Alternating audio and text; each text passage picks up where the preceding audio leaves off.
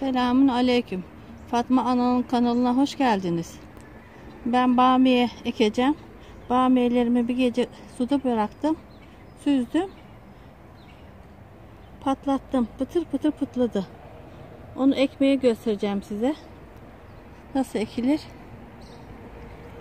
Yerimi hazırladım. Ekeceğim Allah'ın izniyle.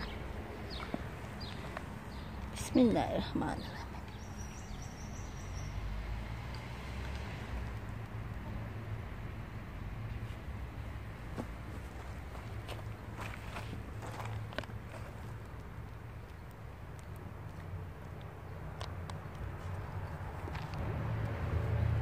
Böyle sepeliyorum.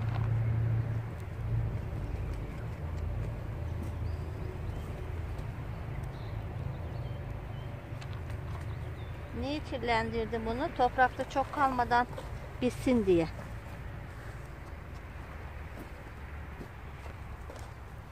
Kolay bitsin, uğraşmayayım diye. İşin kolayını söylüyorum size. Püf noktalarını.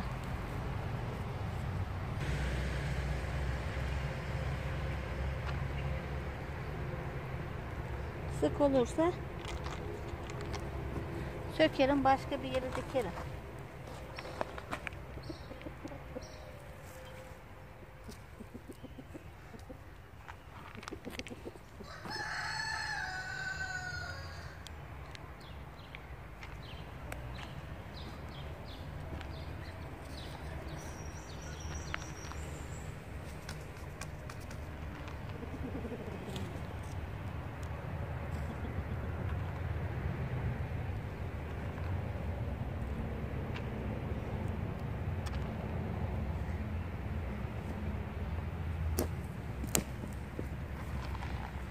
Dört yüzü bamya ekeceğim.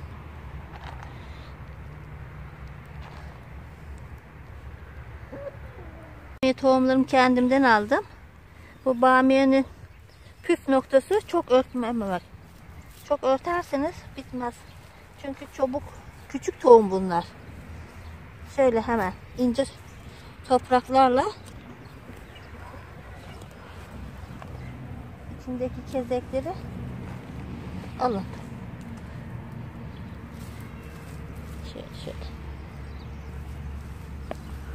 Pıtır pıtır pıtlamış mübarekler.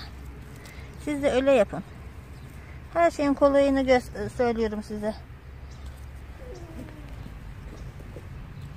Çok uğraşmadan, çok yorulmadan, ıslamadan. Sular kıymetli şimdi.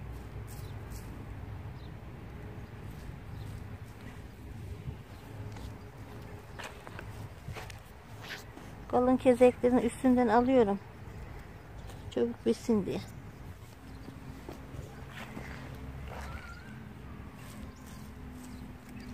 Yağmur yağacak.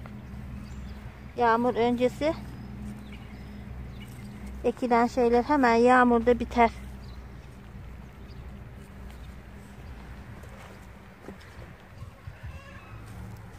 Fısırdı bile yağmur.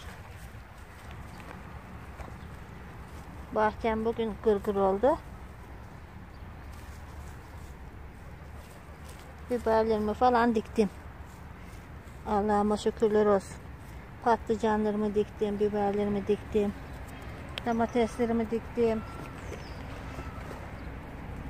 Rabbim sağlık sıhhat verdi çok şükür.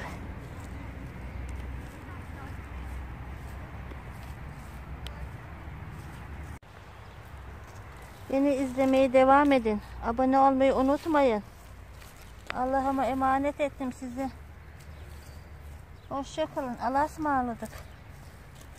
Yorumlarınızı bekliyorum. Soracak sualleriniz varsa sorun. Bilmediğiniz bir şeyler öğretirim. Söylerim size.